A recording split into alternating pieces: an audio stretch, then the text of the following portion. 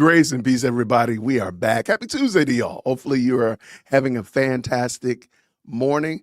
I also hope that you didn't already have coffee, because I'm going to tell you right now, I got a guest here today that is going to make sure you're very awake. So you're not going to need your coffee. You're not going to need it.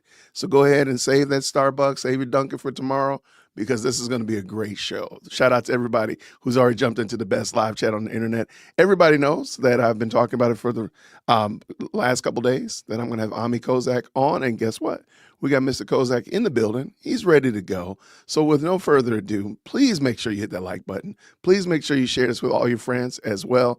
Thank you so much to the mods who are already making sure. Y'all go check out Ammy's house podcast on YouTube as well. Check them out on all the other different social platforms. We'll be going over those throughout the day as well. But you know what? Y'all tired of talking to me. Y'all tired of hearing from me. I already know. I know y'all did not come here to hear me. You guys wanted to hear Mr. Kozak. So let's go ahead. Ammy Kozak in the building. How are you, sir? Doing great. Great to be here, Jason. Thanks so much for having me. How we doing, folks? I think they're doing quite well. They're doing quite well, man. Very happy to have you, man. Thank you so much for popping in today. Pleasure. I do have some questions I wanted to ask you, but I didn't ask the original question that I should have asked you. Who's Ammy Kozak? Like, who are you as a person? Like, who's this guy? I don't know, but I know, you know? You weren't ready. Okay. That's okay. You weren't ready. Ammy Kozak. We were not ready for that. Kozak? Ammy Kozak is a comedian. I am a comedian, commentator, musician, podcaster, firing on all lanes these days. I started out really in the music world, doing music for film and television. I come from, I'll take it way back, born and raised in New Jersey, just outside New York City. Okay. I'm Jewish, modern Orthodox Jewish. So that kind of means you're in both worlds of, pretty observant, religious, attending a part of a Jewish community, private Jewish day schools, learning about Judaism, but also learning about the secular world. So sort of in both the modern world and, deep religious roots, and became a professional musician out of college. I went to the Berklee College of Music, studying music for film and television, lived in LA for about 10 years, doing primarily music for film and television, have a band called Distant Cousins. We're still active to this day. It's like indie folk pop. It's a folk pop trio. And then come 2019, 2020, I started doing a lot of online content, a lot of comedy. I was always a socially funny guy. And professionally, I was more in the music world, but then I jumped kind of headfirst into comedy and started doing a lot of stand-up, moved back to New York in 2021. And I was always very proud of my identity and my community and where I came from. I wasn't necessarily talking about that publicly. It wasn't part of my profile that I put out there, but I didn't hide it. But then post October 7th, I began really commenting pretty actively about and offering insight as to what was going on overseas in the Middle East and Israel, and just my insights. And what I saw was sort of a real moral distortion and a lot of lies and deceit going on out there. And I had my podcast going at the time, which shifted into that world. And that's sort of how I became also part-time commentator, advocate. And found myself in some interesting conversations along the way. I love it. So what you're saying to me, if I understand you correctly, is that piano, that keyboard behind you, that guitar, those are not props. You mean business. Yeah. What have we got here? Let's see. What? Wait. I don't know if you can hear it, but there's let's see. I have skills there. A little bit of skills there. A little bit of here with Jay Witt. Yes. Yeah. We got a theme song now. We got an Ammy theme song. Get out of here. Clip that. Yeah. We'll see. Yeah. So I come from that music world, and I've been in that game a long time. So not props. I love it. So you're a comedian. When did you find out that you had a skill, a talent for impersonations and such of that nature? When did you? How did you hone that skill? And then when did you find it? And how did you hone it? Well, when I used to walk into the rooms, the lights would flicker. No, I'm just kidding. We'll get to that. But even as a small child, I mean, the very first things I ever did, as a kid were entertain my parents' friends. We'd be up in the summer. They'd have their friends around a dining room table at meals, and I could imitate all their friends. I could do all the voices. I think I taught myself how to sing initially and became a singer by just copying other singers. So I developed a knack, and my ears got pretty attuned to mimicry and just doing impressions of teachers in school. It was kind of my thing. I was the class clown and always No making people, way. always had that knack for it and really got off on doing that. And it wasn't until I started using social media and really discovering the power of it to build an audience that I could really, showcase that on a much wider scale. So you're a good impressionist. You're good at mimicry. Then you kind of, would you say that that's the next step up is satire, and then of course using commentary with that as well? Yeah, I don't look feel at like it. you really crush it. Go ahead. Yeah, I don't look at it as a hierarchy, but it's more like it's another dimension. Comedy can serve different things. You're always trying to highlight some sort of truth that everyone sort of connects to, seen or unseen. Satire just means you have a specific other thing you're also trying to point out and sort of make an observational political point. I mean, satire is an effective tool at doing that because you could tell somebody something, but if you show somebody something and then they laugh, they agree with you whether they like it or not, because if something is funny, it is true in a particular way, not in a literal sense, but in the sort of broader point you're trying to make at the subconscious level. Laughter is a form of agreement, and it's very effective at doing that. Okay. Well, you've been a master at getting people to laugh, and getting people to, I guess, agree with you. But okay, let me ask this question: Sure. Have you've impersonated a whole bunch of people? You and you're pretty good at it. Have you ever accidentally walked into an elevator and saw somebody that you had recently impersonated, or in a restaurant or down the street? Have you ever met somebody that you impersonated? Oh, and yeah. Let's go with the ones that went well. How about the ones that have gone well? I'm hoping that all of them were good, but what happened? Yeah, I Who mean, have you met? I have hit my targets many times in terms of actual, in real life crossover. One of the early viral impressions I did was Gary Vaynerchuk. Oh my gosh, yeah. I ended up opening the Gary V debut conference that he put on when he did VCon. I came out on stage with another comedian, and we did a whole fake out where they brought out Gary V. But I came out, I was like, on some real shit. Like, I love this so much. Jay Witt, it's amazing. Right? Like, well, Christian, like, we're waking up and I love that, but I don't sleep. Like, I don't need it. Right? Like, at all. Like, and it's amazing. Right? Oh, I almost slipped to the Tucker there. But I ended up opening the conference with him. Most people who are secure individuals, like, really enjoy it. And they get a kick out of the impressions of them when I meet them in person. Since I've started doing people, ever since I started adding to the roster, wicked, nefarious people, it gets a little more awkward. I have crossed paths in some regard, but not too much. We'll see what happens when that day comes, when I actually meet the villains in this arena, or I have, but before they really fully turned heel and became villains.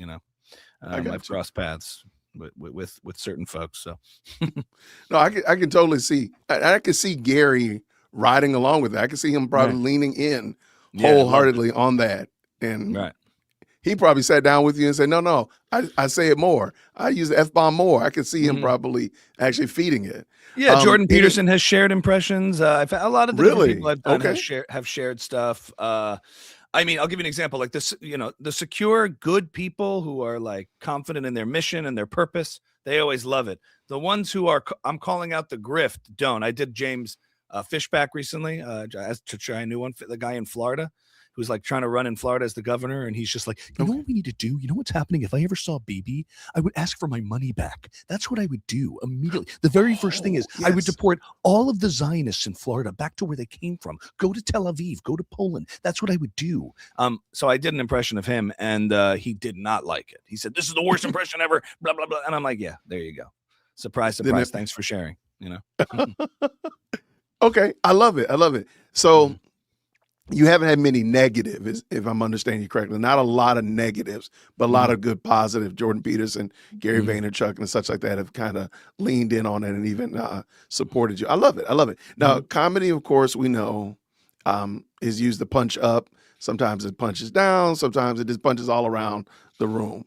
So walk us through the minefield of being comedic without being rude, being too lighthearted on a sensitive subject. How would you handle that?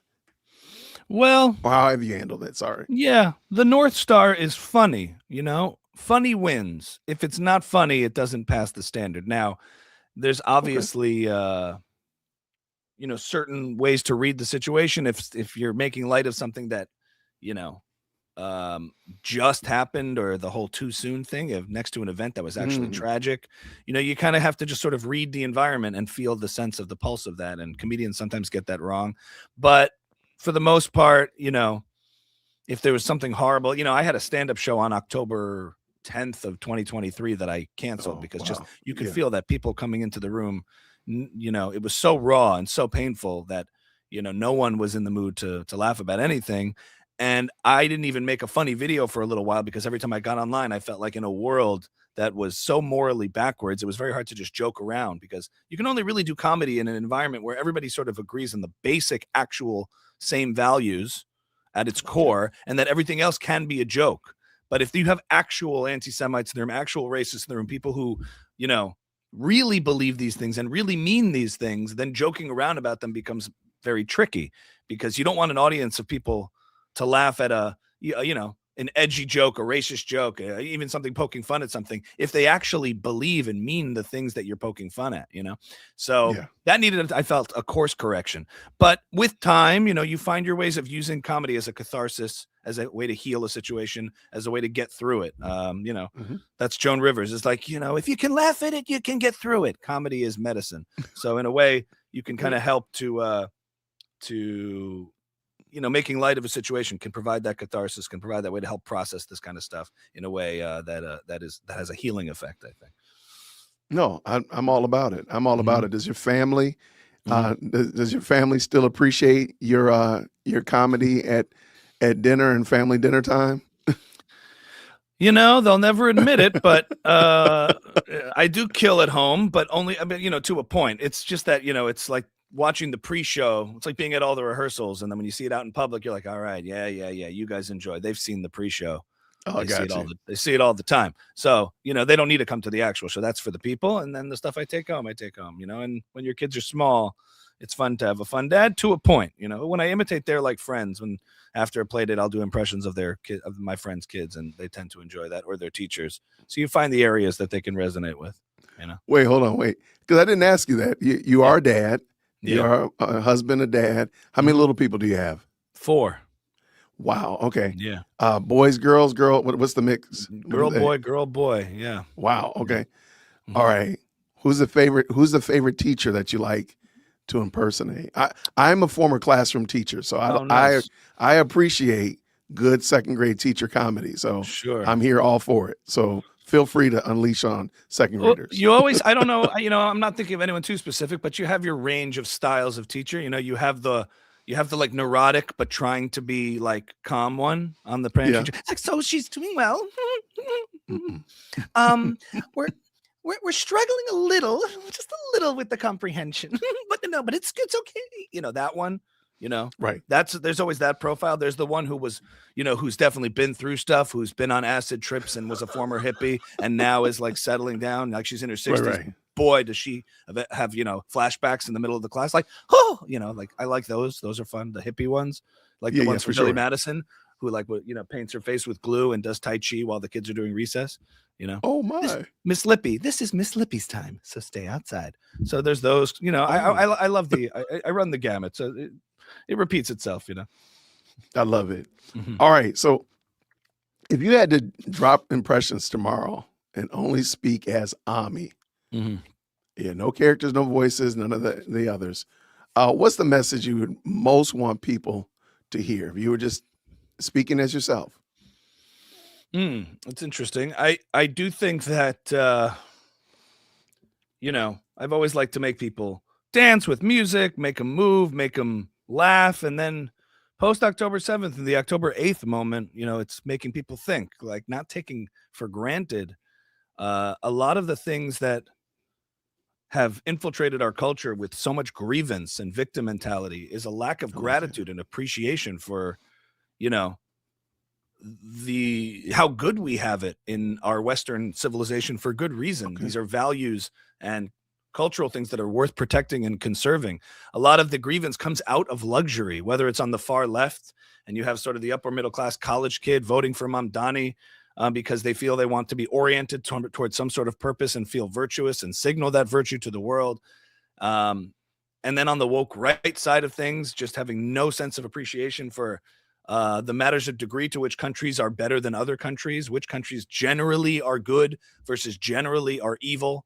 There's such a lack of appreciation and gratitude for that varying sense of degree here. To say, oh, America and its allies in Israel or wherever, they're just as awful as some of the worst regimes on the planet. This moral relativism that's permeated the conversation where people just are, they say take one red pill, don't take the whole bottle, don't get black pilled and just not trust anything. There is the truth. There is corruption.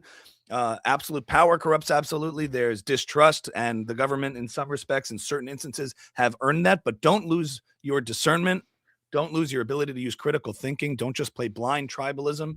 Really assess these situations and appreciate the world that the West has built, that the U.S., that this country has built, that's worth conserving. If you lose sight of that, if it becomes so demoralized, you will slip into a world that is really going to victimize you, and that is much, much, much worse than what we have now. And I would say take responsibility for your own life, and don't look to communities or people that have succeeded with resentment, envy, or bitterness. Look to them with emulation, admiration, and you will have a much better lot in life. Okay, so I appreciate that. Thank you. Why is it that you feel that because you've that small block right there is right on the button, appreciation and gratitude. Why is it that you feel like you're dialed in so well on understanding it? But you were born here just like many of the people that you were referring to. We're not talking about people who come from another place or from a different situation. They were born here too. Why is it that you have the perspective that you do? It's not some secret sauce. It's all the tried and true things that work for millennia. If you focus on relationships, family, community, in that order, you have a strong nuclear family. That's part of a community of nuclear families that stands for certain values like God, religion, education. And that's sort of at the very local level. You grow up with a sense of purpose, orientation, wanting to contribute, wanting to build a life for yourself under those shared values and principles, finding people that share those values, finding community to be a part of. You need that in the chaos of this world. If you're not oriented properly towards common purpose, common values, a common community, you can be totally lost in the abyss. And what happens is there's sort of two responses to that. You can look to those who were able to do that with resentment and bitterness, which is what you're seeing sort of on the woke right now. Right. These figures who looked, I asked them, like, if you got rid of all the Jews, if you got rid of AIPAC, would your life suddenly vastly improve? That's a fantastic question. What has happened when they do that in the past? When you get rid of the people you are so jealous and resentful of, when you actually carry out your ideas and execute them fully and manifest them in the real world, you get destroyed in the process. Anti-Semitism is even less my problem. Anti-Westernism is less problem. It's the problem of those who hold those views. Just like in a one-to-one relationship, if you're bitter, narcissistic, and resentful, it damages the vessel that holds such toxic viewpoints, much more so than the person who it's targeted at. Obviously, safety and security is important. But again, I think for a lot of people who, Thomas Sowell, and a great economist that's a big influence on me intellectually, has said, if there's a choice between blaming oneself and blaming others, people seldom blame themselves. There's nothing easier than when things aren't right in one's life to just look for someone to blame, whether it's the patriarchy or colonialism, apartheid, like oppression on the left, or psyops, conspiracy, Zionism. Whatever it is, control, psyops, globalists on the right. Pick your boogeymen. They do the same thing, the same exact MO. And the only thing they don't do is focus on their own life, their own way to improve. And that's sort of what Charlie Kirk's message was, get married, start a family, be part of a community, work hard, have discipline. There's a thread there, even from the Gary V's of the world to the Charlie Kirks of the world, and Jordan Peterson, which were about before you can change the world, before you can start pointing to boogeymen and conspiracy, like work on your own life, the things you can control. Wow. And life will be so much better. You have to build up on that foundation. If you try to start from this macro sense, it all collapses, and there's a lot of destruction done in the process. Man, that's right on the money. So I say, I believe I might have gotten this from Jordan Peterson. He says, make your bed or clean your room. I say, sweep around your like clean that. your room. Clean your bloody room, It's like, well, Yes, that's what he said. I say sweep around your front door, and I tell this joke about there's a bald patch of grass in my front yard. My HOA doesn't care about at all about Yeah. any global issue. They care about the fact that there's a bald patch in my front yard. Get that bald patch resolved. You're worrying about global issues. You're worrying about this, and you got weeds in your front yard. Why don't you fix the weeds in your yard?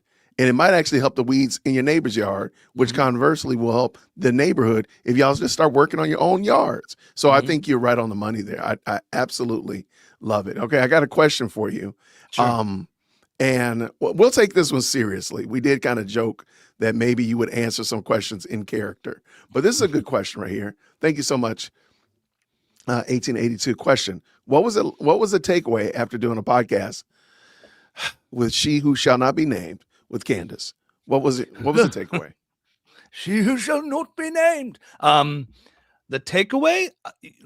Well, look, at the time, the very first podcast we did, there was a lot of reaction to when people were getting things wrong, especially as Israel and in Gaza, when that war was going on, there was a combination of bad actors who were peddling falsehoods, the ones that always did historically, left-wing press, BBC, misreporting, misleading, distorting. And there's a lot of people who willfully distort the narrative and are deceptive. And then there's a lot of people for the very first time entering this space, seeing this for the first time and having questions, because for the first time, this conflict was really at the center of pop culture in a way that it never had been before. I mean, I've been following what's going on in Israel. I have family there. I'd lived there for a year after high school, between college. I'm very connected to the issue and I'm very educated on it.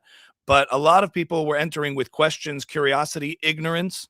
And so I felt that a lot of people who obviously for good reason felt vulnerable and fragile after October 7th, it was such a trauma to what had happened that they reacted to anybody who were getting the issues wrong with the same tools. When all you have is a hammer, everything looks like a nail. And so they weren't discerning between evil and ignorance, hate and ignorance. Now, at the time, Candace was presenting as someone, starting to veer off this issue and asking questions that were obviously and saying statements that were ignorant and wrong. But I wanted to approach that first because there were so many people. What they would do is you'd write a hit piece or an article, you'd name and shame, and you essentially basically message to your own echo chamber, and you'd get encouragement from your own echo chamber, but it didn't actually do anything. I felt constructively across the aisle to help maybe move the needle and provide some clarity on the issue. I called her out in a tweet. She was starting to tweet some ridiculous things. She shared a tweet from the Queen of Jordan, of all people, saying how Jews were weaponizing anti-Semitism to silence people into compliance. Now, I just felt like she was representing a viewpoint that was really misreading the October 7th and 8th moment and applying sort of a BLM cancel culture environment to an environment that I think it didn't apply, even though there were parallels.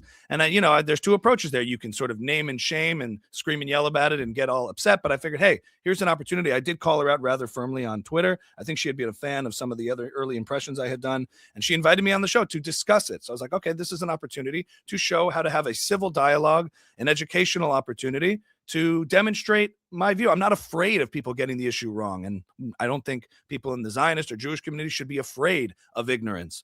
And that was what happened at the time. And we had a conversation. She was still on the Daily Wire at the time. And I think being civil, I didn't go on the attack. I really tried to kind of listen.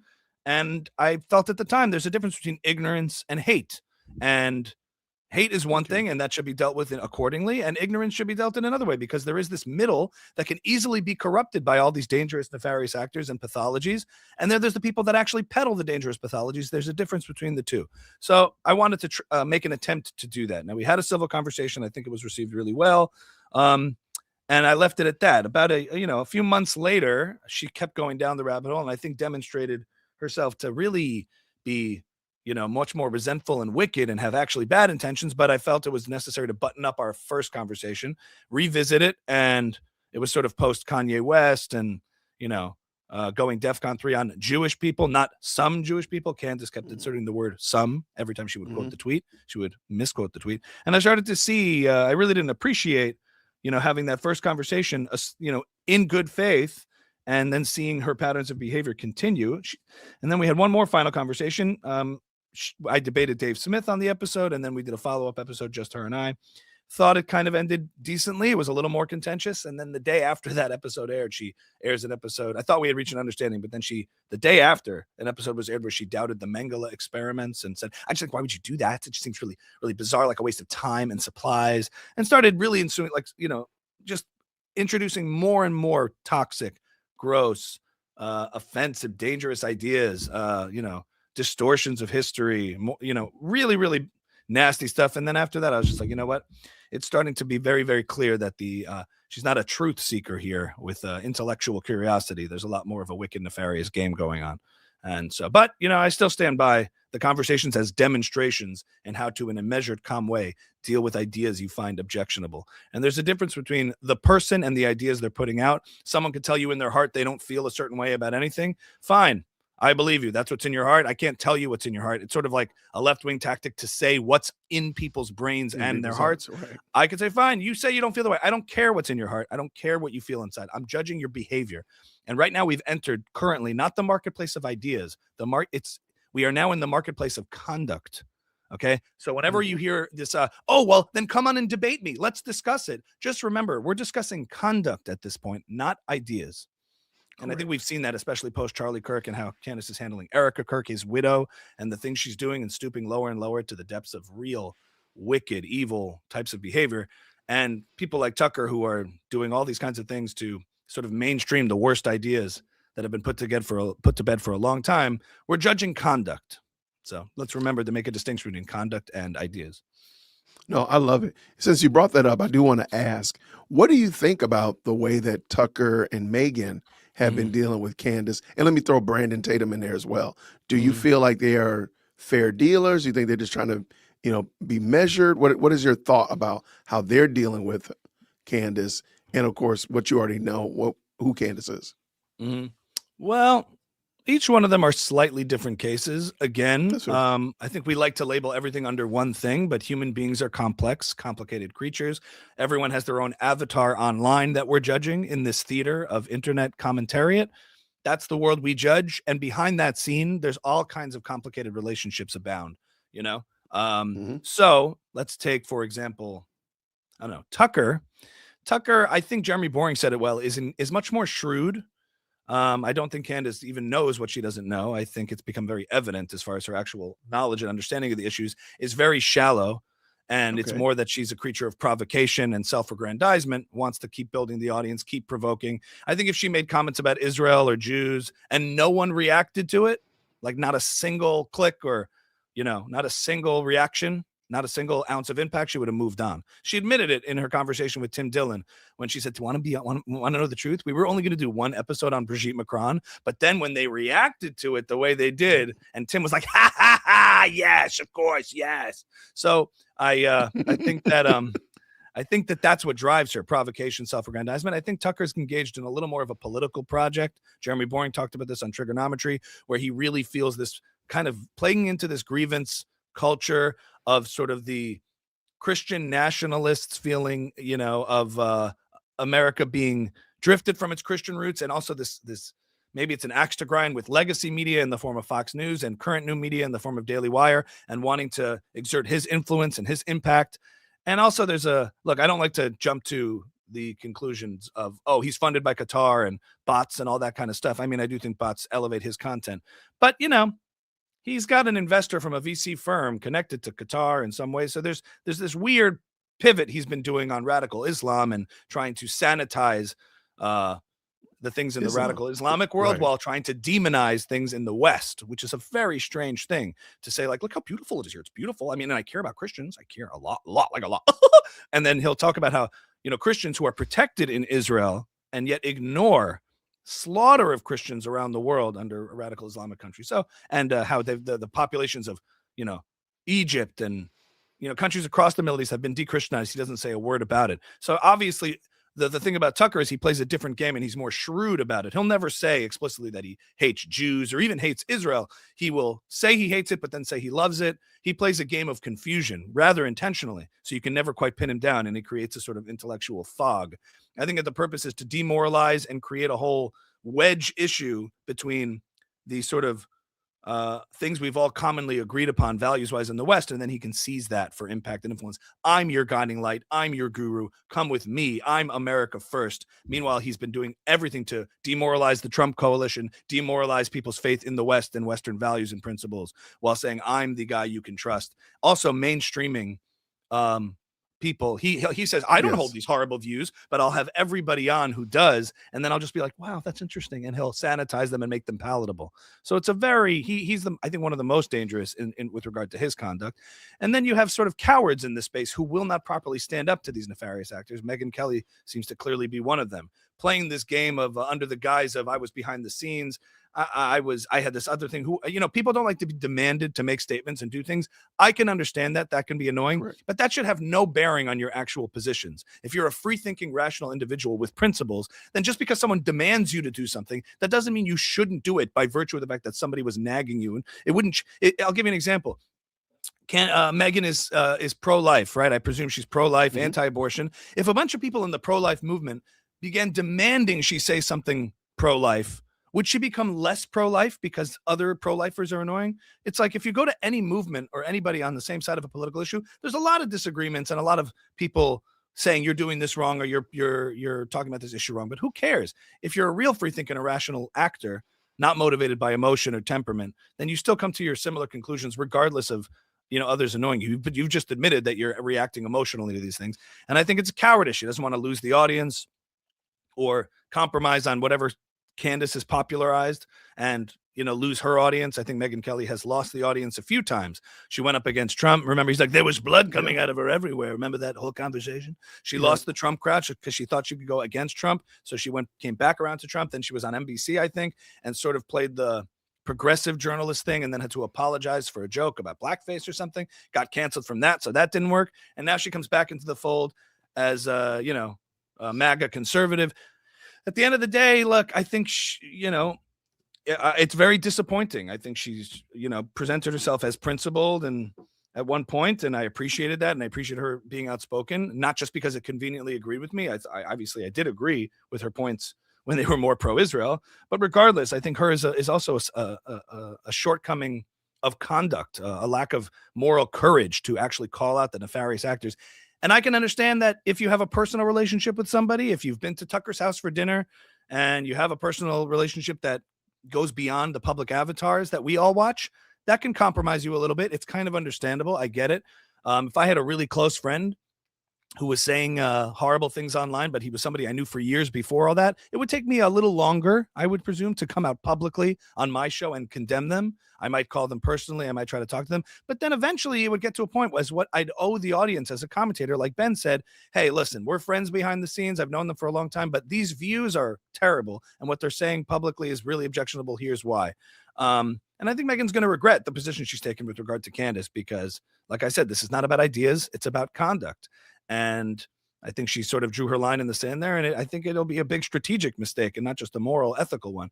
But that, to me, I lump into cowardice more than someone who's peddling dangerous ideas or she's against the Jews, she's against Israel now. It's less that and more just moral cowardice not to be actually stand up to those who are peddling the worst ideas. Brandon Tatum, I'm friendly with. He's a good guy. And I think he hasn't really spoken too much about it, but he's also spoken about the fact that like when you have personal relationships with people that sort of transcend commentariat, transcend politics, transcend this online theater we're watching, it can compromise your ability to speak openly about certain things because we're all human beings. And, whether it's family or friends or very close relationships, I think he has stated that he disagrees with the position she's taken, but doesn't go further than that. And if there's personal reasons for that, there's personal reasons for that. I can't hold everyone to the sort of same level of scrutiny. I have my standards, but I also can understand why that can happen. It's just the nature of being human. I got you. Okay. No, I can respect that. Mm-hmm. And I might disagree a little bit on Brandon Tatum, but not by much. Mm-hmm. Let me ask you this before I get to some of the questions in the audience. And I judge him by what he said. I mean, Brandon has been very, very vocal and doing a lot of the work. And I have a lot of gratitude for that. So I think we have to approach these with a little bit of grain of salt and say, like, especially with the way people used to talk about Charlie and The guy's batting. It's not, these people are not just tools at our disposal to do our bidding and say what you want me to say in that regard. Say what you want me to say to a certain point. I mean, Meghan went out of her way to defend Candace Owens. She went out of her way to try to challenge Ben's assertions and categorizations of the things she was doing. And it just became, pretty disingenuous or willfully blinding yourself. I think people can convince themselves that they're doing all sorts of things and motivated by all sorts of things, and they get very offended when you try to assume their motivations. I'm just judging the conduct, and it's been pretty cowardice on Meghan's part for sure. No, for sure. Like I'll talk about Brandon Tatum because I brought him up and I see a couple people's comments about him. Example being Brandon Tatum was very big chested about the fact that he and Candace have a relationship and they're friends and he sees her as a sister, which is perfectly fine. I don't argue that you have a relationship with somebody.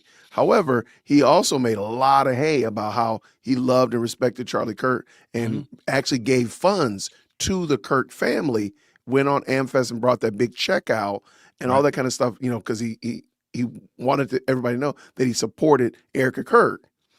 Well, there's a problem with your first statement because your sister is attacking the woman that you say you support. You just gave $300,000 to. So now we have a problem now. So what's the purpose of you giving money if the money that she's spending is going to lawyers to pay to defend her against your sister?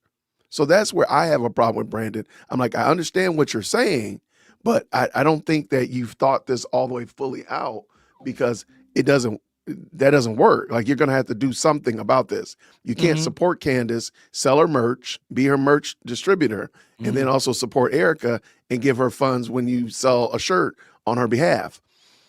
There might be a problem there. The untangling of this sort of thing is challenging and difficult. So I approach certain people with I give more people grace than others. I think in his case, I'm not exactly familiar with all the history, but they built the whole Brexit movement together. They have a deep, long relationship. That's why Charlie couldn't properly publicly condemn Candace either, even though behind the scenes, the amount of damage she's done since his death, and even before that, was a huge liability. But again, Dennis Prager took, I don't know, a year or so to write a strongly worded, very, very precise letter actually taking to task everything Candace had done. And he made it much more about her conduct than anything personal about her. But, that's ultimately it's Candace who's doing the damage, right? The secondary nature are those who call it out in the various ways they do. Some people didn't like that I went on and had several conversations with her at one point. Very few, but some people did. And, I would say focus most of the energy on the dangerous, nefarious, evil people who are pushing these pathologies, these distortions, these lies. That's where most of the energy should be concentrated, not on who's doing it as right or wrong as we'd like. It's just, at a certain point, everyone's oriented in the same direction. And for various reasons, not everybody can meet the standards that we'd all necessarily like to see, but do the best you can to keep people honest and, summon your own courage to do it. And we're all focused, the good, decent people of the world who have, the same orientation, especially with regard to what Erica Kirk is going through, what the West stands for. I would say, channel all of our energy in the right direction where it belongs. Like, don't forget, it's Candace who's making this increasingly difficult for people who once had really close ties with her, relationships with her, built businesses or movements with her. I wasn't in that position, and a lot of people weren't. And again, like I remember in the early days, people made demands of Ben Shapiro that he could just snap his fingers, but decisions had been made and people made investments and things. And yes, you have to come to terms with that. But a little bit of grace in that regard, and look at how the people are, what statements they're making themselves. Now, I don't apply that to everybody. It's a matter of degree and discernment over the level of which someone's displaying cowardice versus someone who is doing the best they can. Okay, I can dig it. I can respect that for sure. What are your thoughts as I do want to get to the questions from the audience, but what are your thoughts about TPUSA allowing and still having Tucker Carlson on stage? Is it a good idea, bad idea, maybe not so much? What are your thoughts pertaining to that? Listen, I think that the problem is that for such a long time, everybody was oriented in this battle in the political and cultural landscape against a common threat and enemy, and that was woke leftism, cancel Right. culture from the left. You forget a few years ago, before Elon took over Twitter, there was no outlet in the COVID crisis to explore any other ideas, to have honest conversations. You were kicked off your platforms. You were deplatformed. You were canceled. If you said COVID might have come from a lab, you were deplatformed. You were thrown off. Your career, your living could be compromised, right? Yeah, for sure. Could be in jeopardy. And everybody said, we have to burst this bubble. We have to pop this bubble, okay? And they were canceling everybody for talking about anything in the wake of Me Too and all the excess. If somebody made a bad comment, we would equate that to rape, so there was no discernment. Wow. There was no matters of degree. We forget that world we came from. And I think what happened was, in the world of Turning Point, any of the people who were fighting against that became so used to this instinct of being anti-cancellation, because so many people were being canceled for ridiculous reasons, for nonsense. And now in that victory, what happens? Douglas Murray says, what do you do with your victory? There's a problem there. What do you do with your victory? You put a flare up and then you see who's around. So now it's the opposite problem, where free speech absolutism is being stress tested. And too many people are confused by the idea of, hey, we're against cancel culture. That doesn't mean you have no standards or judgment of anything. But people confuse the actions of calling out nefarious, evil behavior, calling out manipulation, and having standards and ethics of conduct, confuse that with cancellation. We don't cancel anybody. So we can't ask the neo-Nazis who crashed and the Groypers who showed up at Amfest. We can't really ask them to leave because we're a big tent. It's like, no. You stand for certain things. You stand for certain principles. And you wouldn't let excesses of the far left in here to infiltrate it. So why would you let excesses of the far right? I mean, I think these are sort of sloppy misnomers of left and right. It's not like Nick Fuentes is right-wing or conservative in any sort of way. He's a collectivist too. So they meet, that sort of Occam's razor. I mean, they meet full circle in the middle between woke left and woke right, and just having those standards and principles and things that you're actually fighting for. Classical liberal values, free speech, capitalism, these kinds of things that you actually stand for. Don't forget what you're actually trying to conserve. You're conservatives for a reason. You're trying to conserve certain things. It's not just a tribal team sport. But for so long, they were so used to this one tool, one weapon they have, which was allow conversation, allow dialogue, fight cancel culture. Fair enough. But now we're in the opposite problem, where anybody who says anything deserves a platform, deserves to be spoken to. Nobody's calling for anyone to be arrested. Okay, that's what free speech means. It means the government doesn't get involved in censorship or penalizing speech with lawfare and arresting people for ideas. No one's calling for that. We are using speech also to call out these ideas and this conduct. And I think for too long, even in the TP universe, it has to reorient itself to remember its founding principles.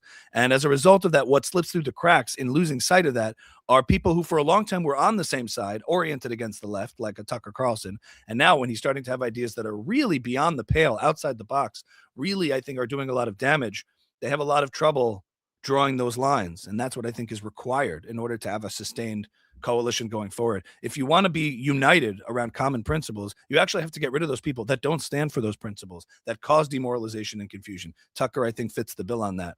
And again, also audience and performance and a lot of those things are very tempting, to kind of give into. But that's what's required. That was the speech that, they allowed Ben to also speak. So I was grateful for that. So if I have a choice between like no one can speak or kind of everyone, I guess I choose the latter.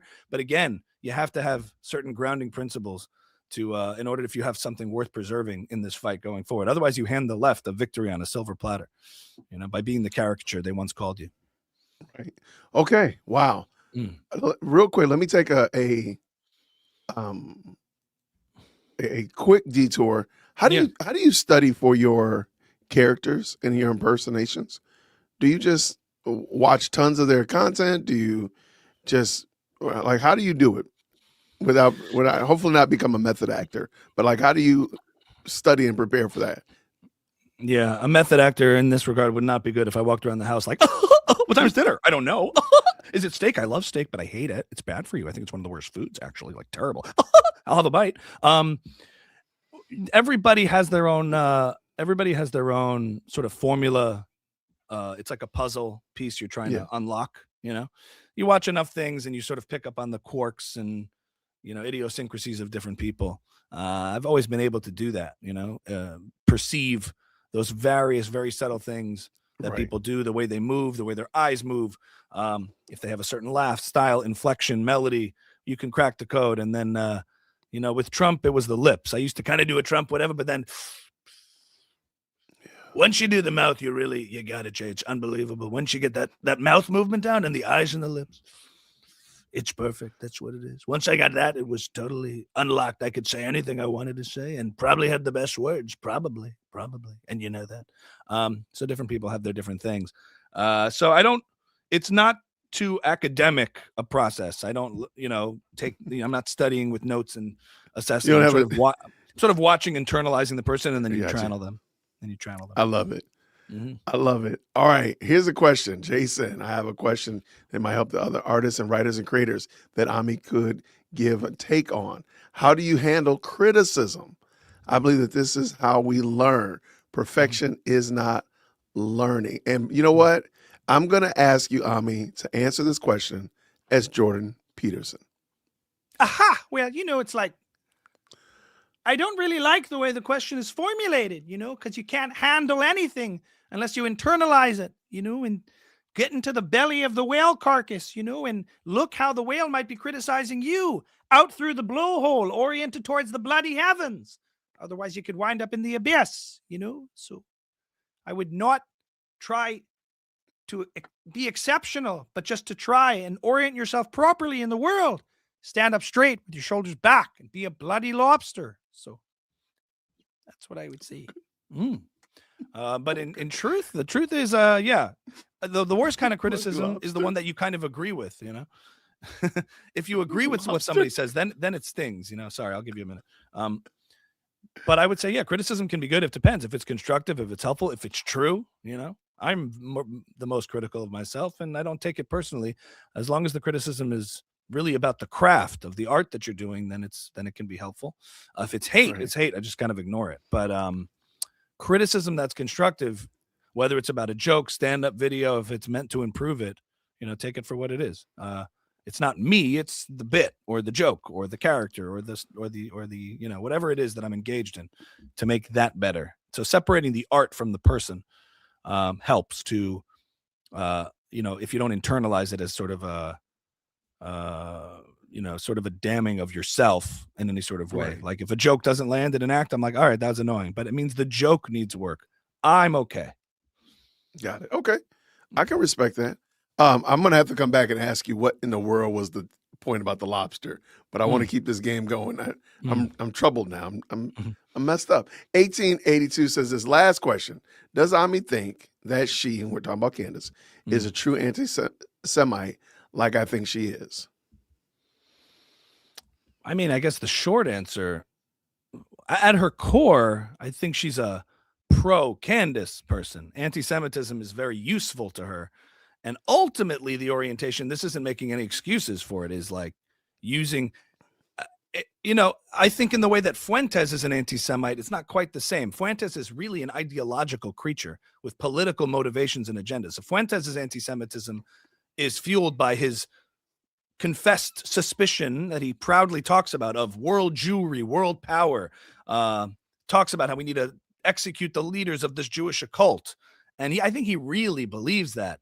I don't know what Candace really believes anything other than what works for provocation, but that's no excuse for what she's done. Okay. She's peddled the word, she just gave in to the very caricature of being an anti-Semite, believing actual blood libel, separating Judeo from Judeo-Christian, holding up the Talmudic Jew, an old anti-Semitic diatribe, saying Jews are responsible for the slave trade. So yeah, her brain is completely consumed and rotten with anti-Semitism. I don't care really what she says, how she feels on the inside. And her macro motivations are self-aggrandizement, promotion, influence, whatever that might be, the audience.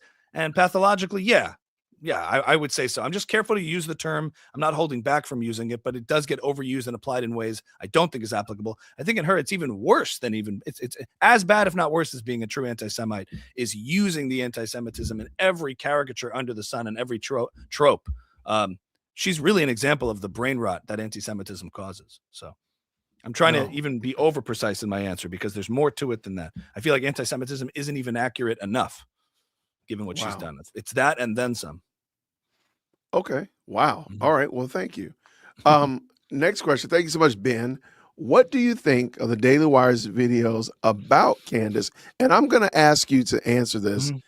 as Ben Shapiro. Do I use the hard R? The hard R is that right? I'm going to use that. There it is. I just do the eyes. It's absolutely asinine. It's just ridiculous. I think it's nice that they're my preference personally. The Daily Wire is really at its best in the form of Ben's speech at Amfest. I mean, intellectually, there's just no one who could have delivered that and done that better than Ben Shapiro and what he said. He said exactly what needed to be said.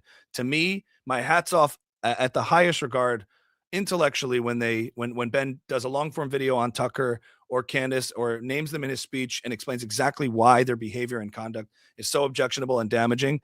That to me is the best. I like doing the silly shticky stuff, but hey, at least to be able to push back against this, I think for a long time to try to ignore the problem, they do what they do and have fun with it. That's great. To me, the best thing they do is when they take it on intellectually because they have such an upper hand with regard to that. I mean, I defer back to Ben's speech, which I think will be a speech for generations. Met the moment perfectly. So hats off. Would you be willing to, if they reached out to you, to help on that regard? Because I do think that you made a great point. I personally have enjoyed the snarky down in the YouTube streets mockery of Candace. I've been very pro and supportive of that. I do think that she needs that every now and then. But you just in that very quick response, I'm like, you know what?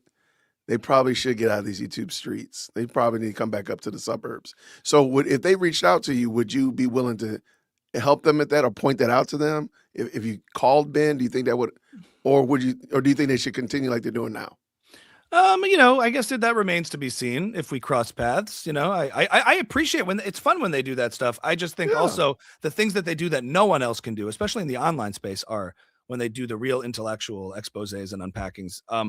But again, there's different flavors and different kinds of personalities, even within the Daily Wire, who focus on different things. For instance, like when Matt Walsh did What Is a Woman or Am I Racist? He did, he nailed that. So there's areas in satire for what they're for in the Daily Wire space too. I'm not knocking it. But again, I just think what really stands out to me is, the YouTube streets are fun. And I really, when they emphasize that is so needed, moral clarity and, doing the kinds of things that no one else can do. And I credit Ben for doing that. But hey, we'll see if the paths cross and it makes sense. I'm always happy to play ball. I love it. Have a good time. Okay. Ammy, I'm being held hostage by the comment section.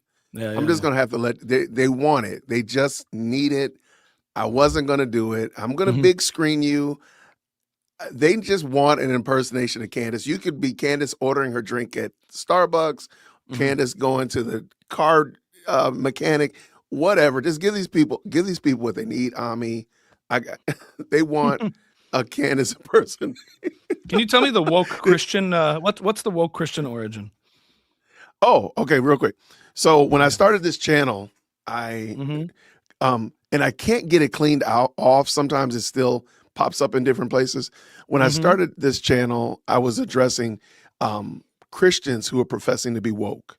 They had embraced Black Lives Matters, social justice, critical race theory, and it was truly not reflective of the Christian faith. They would say things like, Ammy owes me reparations. I said, well, how would you give the gospel to him after you just lied on him that he's a racist? Like, how does that work? And so it started out by me writing these little tweets every day. Hey, dear woke Christian, how does this apply? Or how do you do this? It became a blog, which metastasized into videos, and that's how we got to here. Last year, I decided to move from Dear Woke Christian because woke as a name really didn't. When I started it, it was very edgy. Like a lot of people like, whoa, woke Christian. Like, whoa, it brought a lot of attention. Well, the name woke doesn't really mean that much anymore. So it kind of lost its passe. Right. But then also, or cachet rather, but also I realized that people didn't know who my name was. So I would talk to people I'd been talking with somebody for a year and they didn't know what my name was. They would always call me Dear Woke or DWC. I'm like, wait, do you know my name is Jason? And she said, I didn't know that. I'm like, how do you not know my name is Jason? So I decided to move from Dear Woke Christian to the Jay Witt podcast just for a little bit, Brandon. And then also I could talk about some things that didn't fall under the purview of woke in the Christian church. And I could talk about different things. All right. So I'm going to give you the real origin story of your podcast. The truth. Oh, no. As Candace Owens. Here we go. Ready? Here it comes. All right, you guys, we're back. We are here back. We're going to talk about a certain podcast channel, a very certain one. Jason Whittaker has a podcast called Dear Woke Christian. But guess what? I don't think it's very Christian. It's definitely not very Christian. It's not part of the church. We're going to expose that. The J in Jay Witt, obviously, it's so obvious. J stands for Jewish. He works for Mossad. He works for the Zionists. And we're going to talk about that because I know this. How do I know this? Because I had a dream. I had a dream last night. I had a really vivid dream last night. It might have been a wet dream. I'm not sure. I'm not sure in a Christian podcast you can say that. It was very raw. It was very edgy. No pun intended. But Charlie came to me in a dream and he told me the origins of Jason Whittaker's podcast. The J stood for Jewish. Okay? I'm sorry. He was a Frankist. It was a Jewish podcast. And he was a plant by Bibi Netanyahu. Bibi Netanyahu, obviously, this podcast started taking off in the past 2 years. I don't think that's a coincidence. I don't think that's a coincidence at all. And we know that. How do we know that? I don't know, but I know. I just feel it's true. I don't know it's true, but I feel it's true. And we're going to talk about that. We're going to talk about Jay Witt. He used to talk to woke Christians, claiming Christians were woke, which is insulting. Why would you say that? Why would you say they were woke? You don't know anything about Christians. I became Christian, and we all know the J is his attempt to insert Judeo-Christian. We're not going to let him do that. We're not going to let him do that, okay? We're not going to let him do that at all. He's actually an Israeli. He's from Israel. He went on a trip to Israel where he met with Bibi Netanyahu, Ehud Barak, and Jeffrey Epstein. I don't know if that's true, but I know it's true, and I feel it's true, okay? We don't know it's true, but we're going to take a look at the Epstein files and see if it comes up. We're going to take a look at that, and I know that because guess what? Astral projection. I walked into a room, the lights flickered, and in the buzzing of the lights on, I heard Jay Whittaker. I heard it. Okay? I heard it. And I know it's true. And my mommy sleuths, I want to give a shout out to my mommy sleuths who've been watching his stream every day as he tries to make fun of me. You guys, it's so obvious. It's so obvious. They think we're stupid. But I got an astral projection. And I was able to compartmentalize all that information. To expose Jay Witt as a Jewish wit, as a Jewish nimwit, working for the Zionists, working for Bibi, and that's how his podcast started. He's obviously getting 7K with every stream, and we know this because I had a dream about it. All right. Thank you, my mommy sleuths. Tune in next week. We're going to try, and he's welcome to come on my show anytime and debate this. He's not going to do that. So we're just going to have to cover it ourselves. Tune in next week when we reveal the origins of Brigitte Macron's penis and her left ball. Thanks for watching, guys. How's that? I'm officially, I have some sound clips that I use periodically, but I think you have officially retired many of them. So I'm going to be clipping those out. So I want you to, we'll say for the last time, you have completely, for example. I don't know, but I know. I don't know, but I know. Well, now you've already, we're going to go ahead and clip yours and we'll use yours instead of hers moving forward. That was absolutely spectacular. Outstanding. I appreciate you. Yeah, I absolutely love it.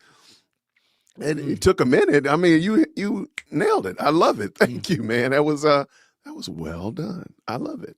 All right. So I got a couple other questions from the audience. Thank you so much for this very kind 5562. Thank you, Jay Witt, for bringing in Ammy. Thank you, Ammy, for coming on.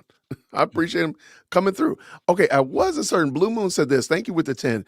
Does he regret not pushing her, and I believe you're talking about Candace, all of her apartheid BS with simply asking her the street name? I don't know how that happened. What was that? She used the fact she saw use the fact to correct her. I'm not certain how that. No, I don't regret pushing back. I think she's talking about when she said the Muslim quarters. Oh, is in, that okay? Okay, go It ahead. was the viral moment where she talked about the Muslim quarters where the Muslims are allowed to live in Jerusalem. There we go. Okay. But I don't really regret pushing back because I said, okay, look, everybody brain farts, everybody gets things wrong when they people use phrases wrong, and Candace certainly uses phrases and words wrong. But I gave her the benefit of the doubt in that moment and said, all right, maybe she's walking around the old city of Jerusalem. She's with some Israeli tour guide. She asks a question like, and what about that? Oh, this way the Arabis, this way the Muslims. Okay. And maybe she was looking at different areas and got confused.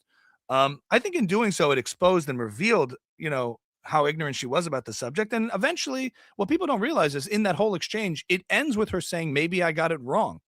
So because I didn't use it as an opportunity to dunk or make somebody feel stupid. And she ends the exchange on that whole subject when I brought it up to her, like, if you were in the United States and you walked around a neighborhood and it looked run down, would you automatically assume systemic racism? Because you're applying that to Israel. But when you walk around here and you go around certain areas that are run down, you don't jump to the conclusion that, oh, America must be systemically racist because I'm in some inner city neighborhood and it must be a racist country. No, you don't necessarily jump to that conclusion. And so she says, maybe she got it wrong. I might be the only person on earth that's gotten Candace to say such a thing. Maybe I got it wrong. Most people, they don't reach those kinds of understanding. So I don't regret it. I think that's how you handle situations. If you assume positive intent when you're engaging with someone face to face, coming in good faith and assuming positive intent will just allow you to have a much better, more constructive conversation. If you're not in it to win it, but you're in it to sort of at least get people to understand themselves and each other a little bit better. It's generally better, even if it's with somebody who proved themselves later on to be much more nefarious. So you brought up something that I think would be very good. I would like to hear your thoughts on. You said you assume positive intent from the beginning.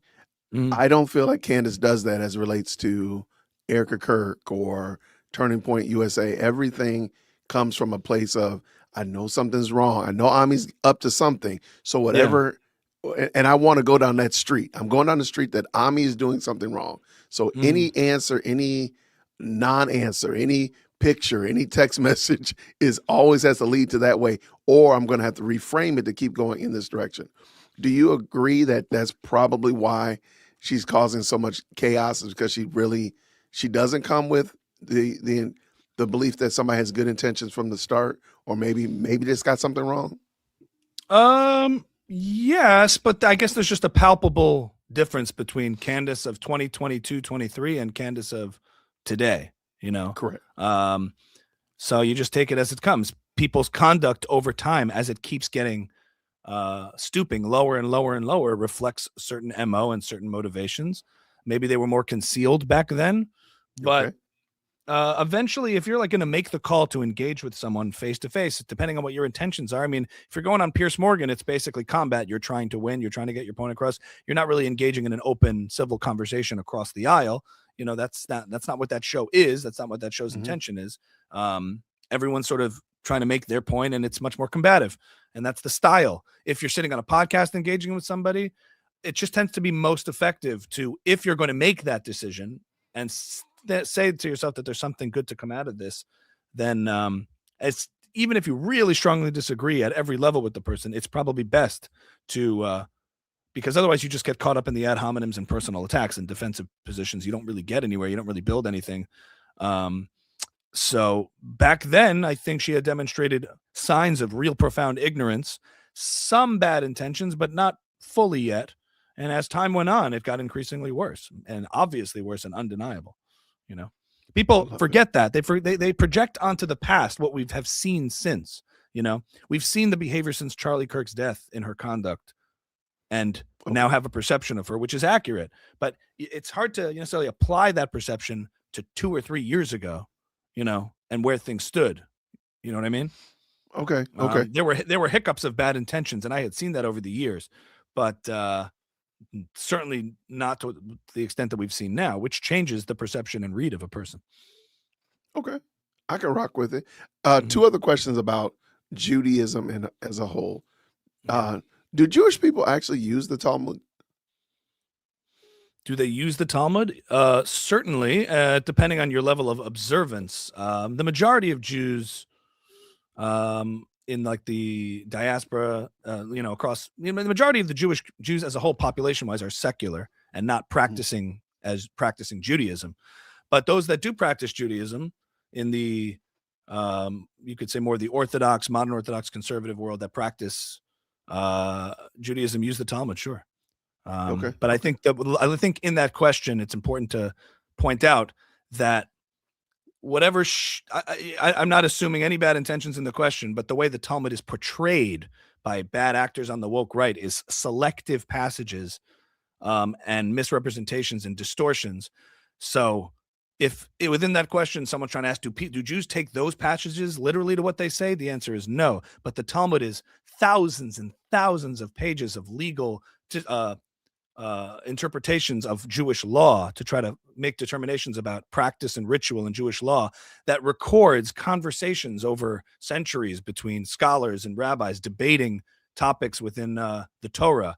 And it's broken up into it's the sort of oral tradition of the Torah. We have the written Torah and the 5 books of Moses and the prophets, and those recorded down and written down. And then all the analysis of that over time always got recorded in the various exchanges.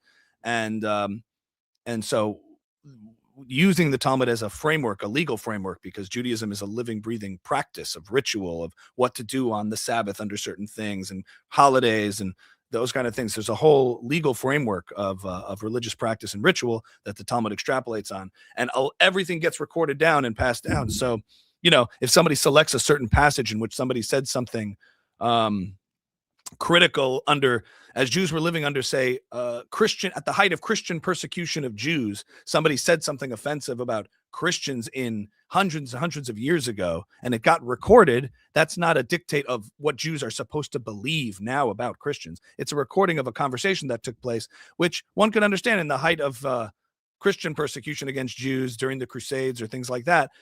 People might have said some annoying things, but we don't want to go down that road and look at what the Catholic Church has said about Jews, do we? Because they're getting all worked up about what the Christians have said, what Jews have said about Christians, and trying to demonize and paint a broad brush. But over the course of history, it's a messy history between different peoples all the time. And the Talmud basically is a recording of all those conversations. And in some cases, what's written down is prescriptive, like what to do here in this particular case. And sometimes it's just a recording of a dialogue that took place. But evil, wicked anti-Semites just take any little thing out and act like it's this representative prescriptive measure. Look at what Jews believe. And that's just low resolution thinking. They don't know what the Talmud is. They just say the Talmud, it's in their Talmud. They just say that, having no sense of what it is. So I hope that answers the question better. Yeah. D-New just said, thank you for explaining that. So yeah, the person that gave the question said, thank you. Mm-hmm. All right, real quick. Excellent question. What does the name Ammy mean? Good question. Egyptian plain. No, it means the way my name is spelled actually doesn't, in the Hebrew way it's spelled, it can mean my nation. Am is nation. Ami is when you say an E at the end of a Hebrew word, it's like to my in the possessive. So my nation. My name is not spelled that way, so it's just kind of a nice Hebrew name. My full name is Amnon, and Ami is short for that.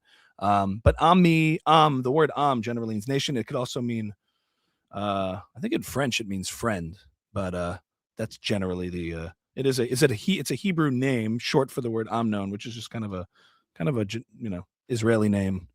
Or not Israeli, Hebrew, I would say. Okay. Yeah. Interesting. Okay. Mm-hmm. So it's misspelled. So you're like Oprah and how her family misspelled her name? Okay. It's exactly like Oprah. It was the same. It was the same situation. I need you to go ahead and so you need to answer that question like Oprah. I'm just kidding. Okay, everyone, it's my name. What? Hey, yeah. Do you have any fears? Are you worried at all about TPUSA? Or any thoughts? Maybe your thoughts, maybe worried might be a little bit much, but what are your thoughts about TPUSA moving now post Charlie Kirk? Mm-hmm. What are your thoughts about them? Well, it's important to make distinctions here. I'm in no way buy into any of the conspiracies about TPUSA or the ways that Candace has tried to portray them. Yeah. I'm worried only in the sense of, like I said before, Ben's warning to TPUSA and the entire community and institution that if you do not draw these distinct lines and have standards to keep out nefarious, divisive figures who seek to divide and weaken the movement, then it can cause real damage. If you forget the principles that you stand for and are just playing a team sport to fight the left and win, but not actually bring anything to the table, I just don't want it to lose sight of its founding principles.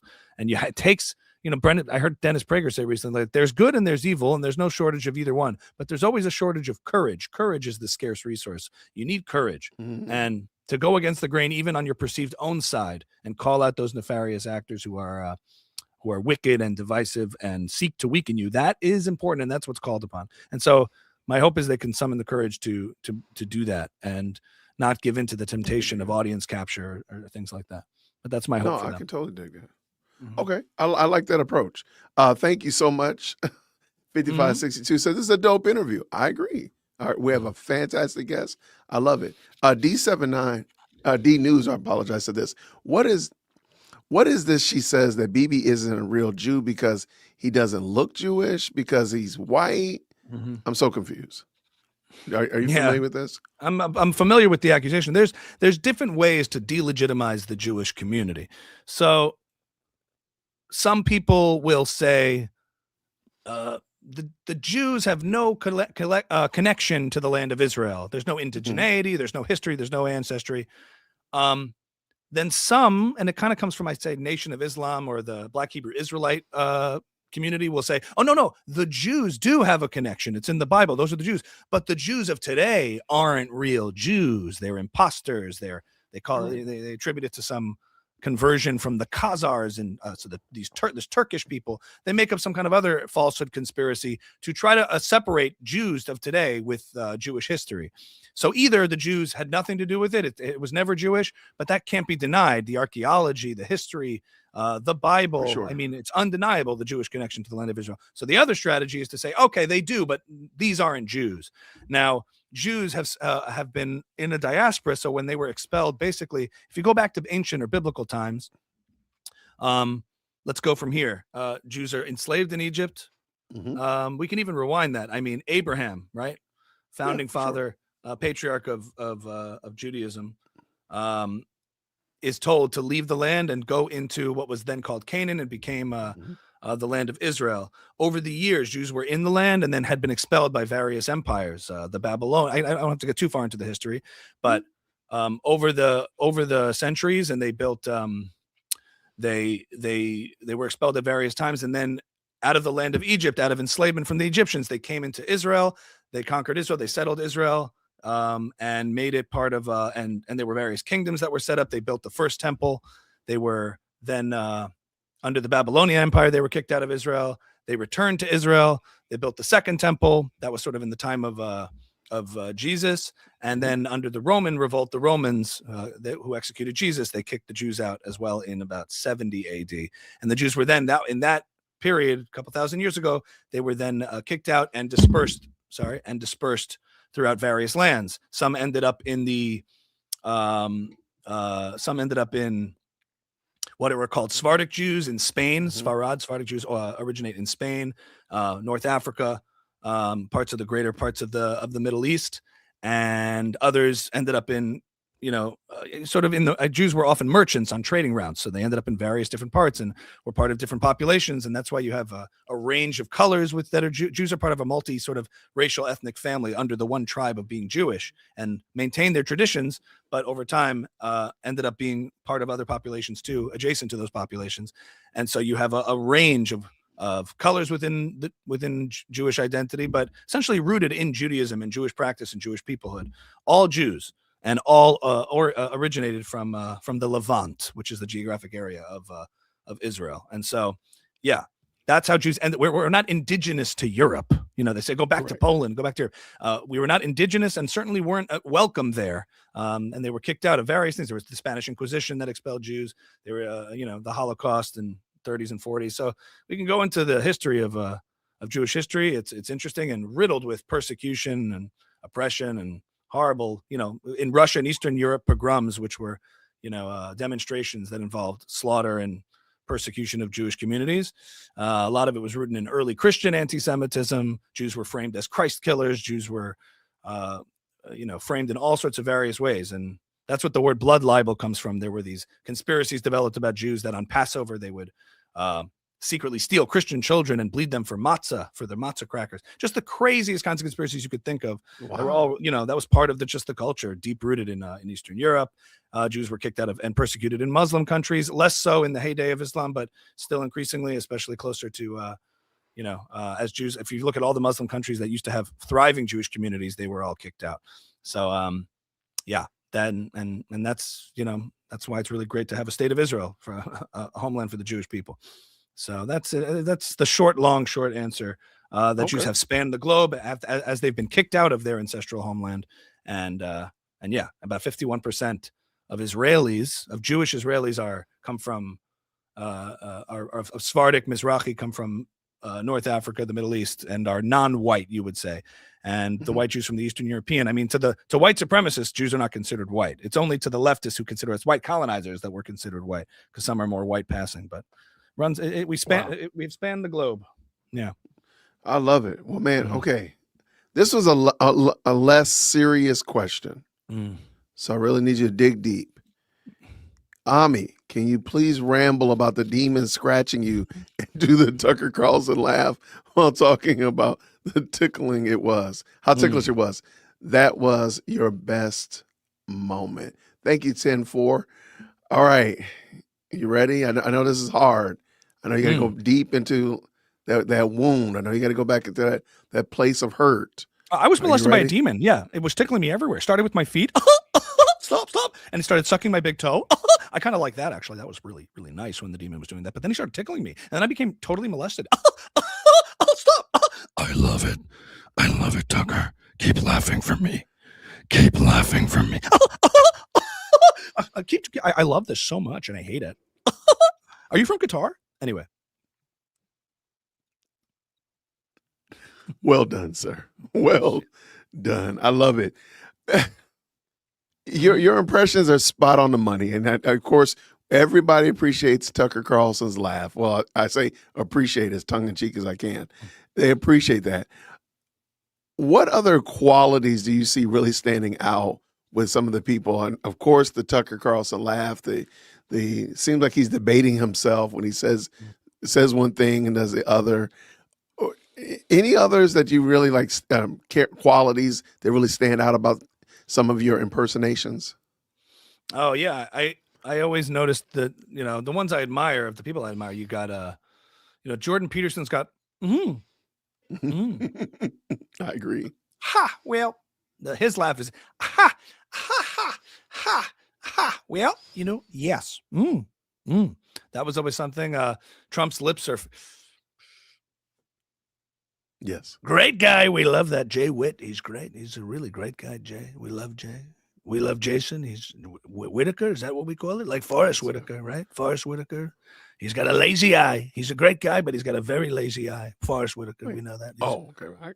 Not you, Forrest, that lazy eye. But he's done well for himself using the other eye, I guess. The other eye's done very well. The other one eye's kind of lazy, but the other eye's doing great. So it works out. Different things for different people. I love it. I would just love to be a fly on the wall when you walk into an elevator. A fly on a big, beautiful wall, and we'll have Mexico pay for that wall. That's what we're going to do. There we go. There we go. I just want to see you. I just want to see what would happen if you ran into Jasmine Crockett at again somewhere at a steakhouse, and how would that work? Well, I've always been very intellectual ever since I was a child. I've always been a very intellectually gifted person. And is that it? Is that Jasmine Crockett? I've never done that, but it's sort of like that, right? That's how she talks.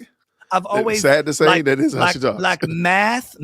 I used to read math, and the teacher would say, "What's 1 + 2?" I would say 4, and I thought that was close enough.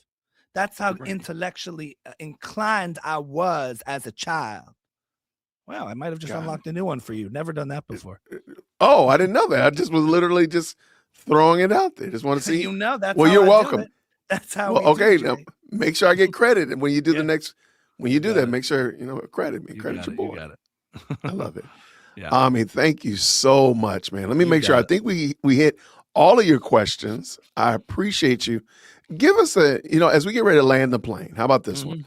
Give us just your overall what would be your admonishment to the audience? Most of us are here in the United States. We don't know much about what's going on in Israel, but we do know what's going on here in the States.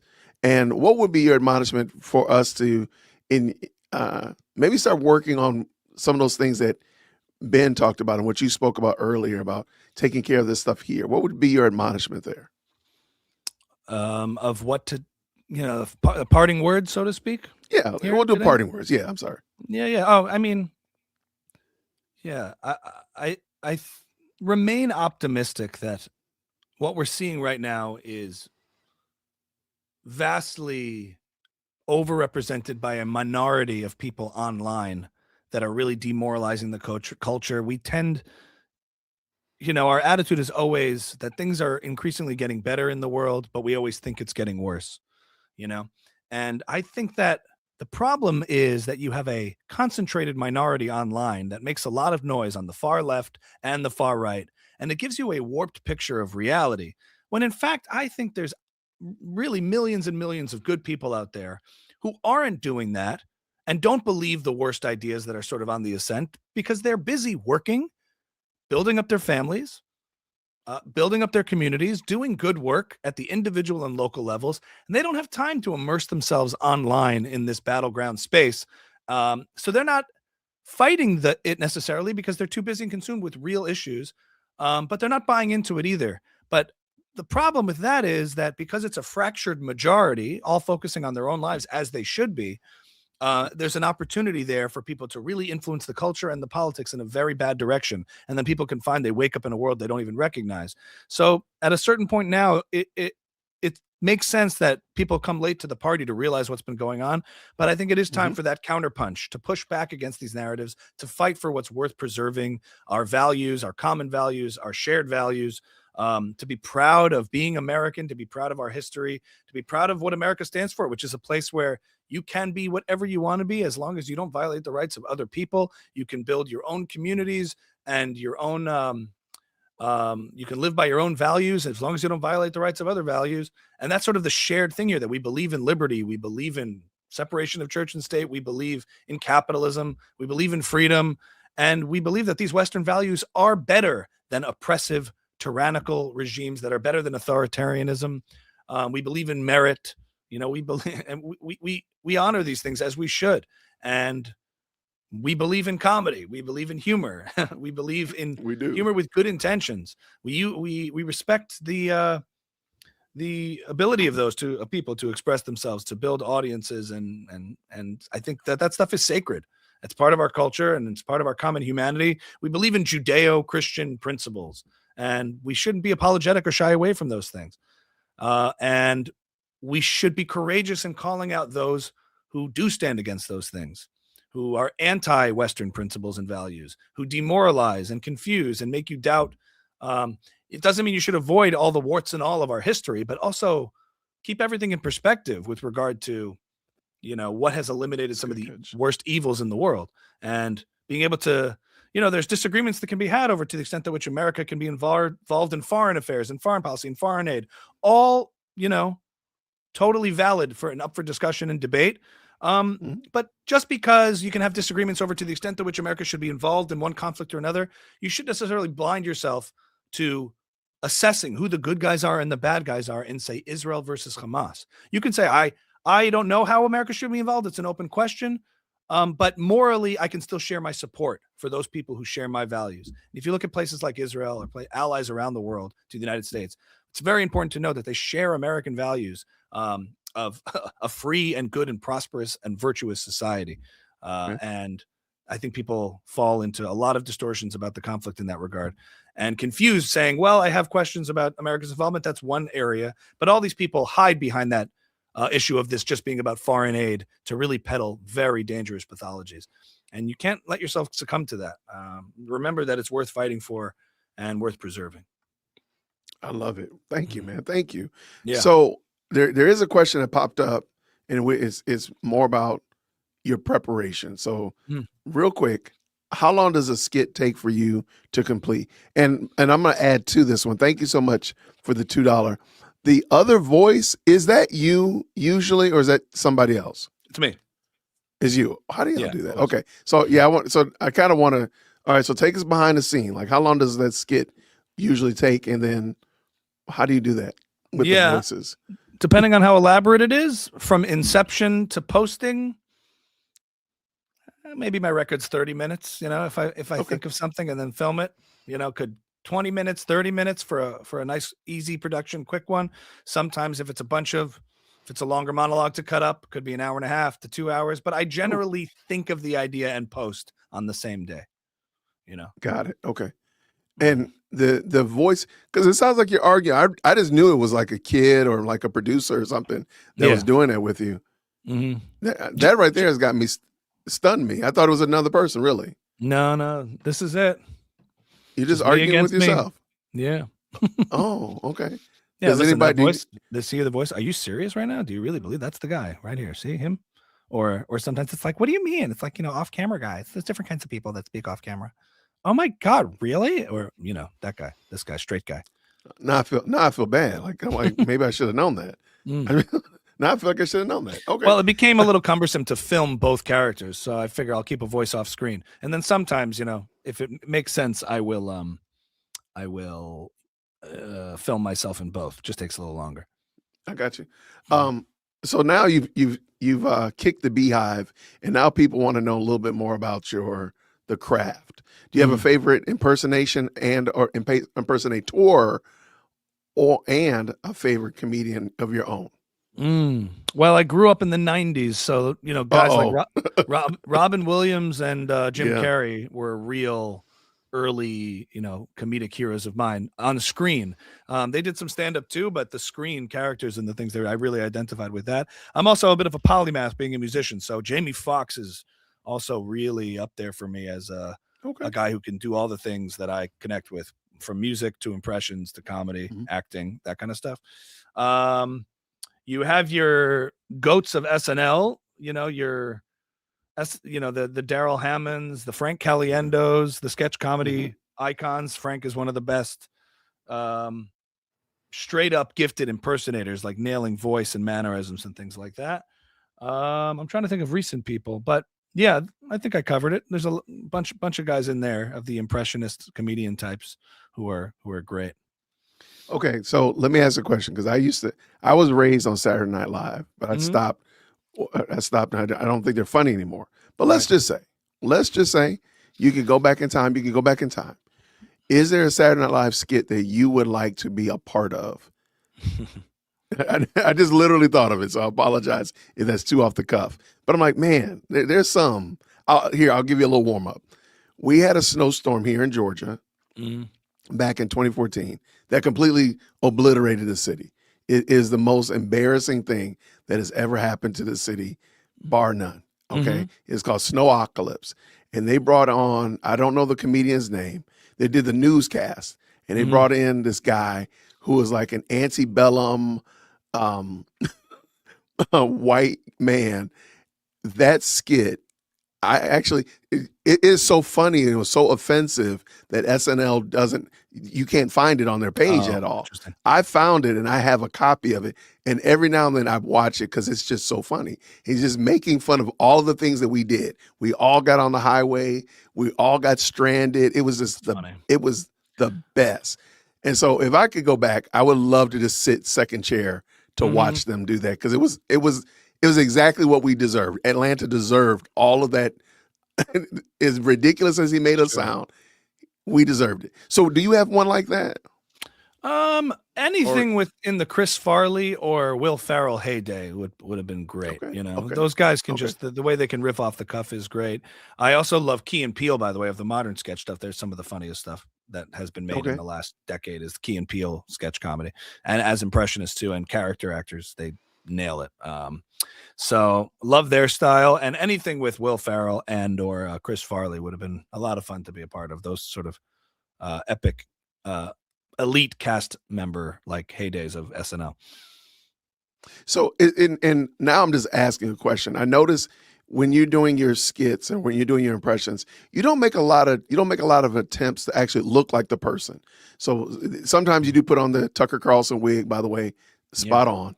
But a lot of the time, you're relying on your craft, you're relying on your voice, your facial expressions. What is that called? Is there something? Is that a type of comedy rather than trying to like dress up as the person and perform and impersonate? But you're just impersonating right off the riff.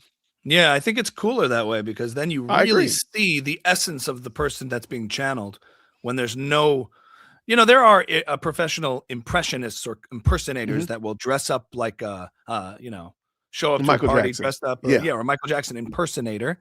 Sometimes they're funny, sometimes they're just accurate. But I think you hit the uncanny valley when you can actually channel what the essence of the person is by not dressing up like them, but just kind of summoning them, being them.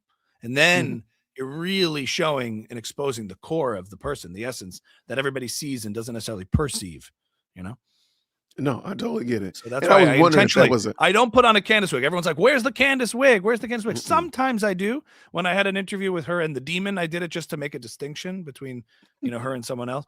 But I actually try to show you what you're all seeing without any glitz and glam, right. And I feel like, and I didn't know if it was because you didn't want to get like offend somebody, or was it like you're saying, like I do believe it's more pristine and more raw if you're just like, I can just do it. Like right now, when you just did your Trump impersonation, or when you were doing your Tucker, you didn't have to say, hold on, wait, let me go get my wig. No, you just did it. And I think that's much better, in my opinion. Yeah, So and then I didn't know if it there's was certain called lines something. you don't cross, Candace Yeah, for wise. sure. There's certain things I could do, but I won't do, if you know what I mean. Wig is one thing, but everything else, there's occasional people in the comments who tell me to go for it. I'm like, juice might not be worth the squeeze on that one. Right. I agree 1,000%. I agree 100%. Well, man, yeah. And somebody just said, Ray, and I agree with them as well. On the fly impersonations are the best. And I think that's probably what you did when you were at the dinner table with your family and you brought the friends around. You didn't try to impersonate the person by dressing like them, but rather just hit those points of the voice and such of that nature. I think it's great. Ammy, this has been a lot of fun, man. Yeah, man. Great to be here. Good to shoot, to riff with you. It's been fun. Thank you, man. Now, during the live, my mods have been dropping your links to your various socials. Are there anywhere particular you want people to really go to? Ammy's house, or follow you on X, or anywhere particular? TikTok? I don't know. Yeah. Well, listen, if you're interested in funny, quick bits, you go over to Instagram at Ammy Kozak, and TikTok. It's at AJ Comedy, or you'll find me at Ammy Kozak. If you want, some quick bits and funny videos, and also some one-liners and things of that nature, Twitter is probably good for you, at Ammy Kozak on Twitter. If you want long-form conversations where we really get into it, head on over to Ammy's House, the Ammy's House podcast, with me and my co-host Michael Weber. We unpack issues of the day. If you want to listen to some music, check out Distant Cousins at Distant Cousins Official on Instagram, and so that should cover it for everyone. Wow. And YouTube has the range of it, full-length videos and sketches and things of that too. Good. You can find it. I love it. Are you working on anything new that we need to check out in the next couple of weeks or anything? Anything fun coming up? Going over to the podcast. We're going to be expanding a little bit, scaling up. Going to have a new studio redesign soon. Should be a lot of fun, and some guests are lined up, so that should be fun. And I'll be touring around. I mean, I perform all over the East Coast, New York City area. I'm based on the East Coast. I'll be in Florida, LA.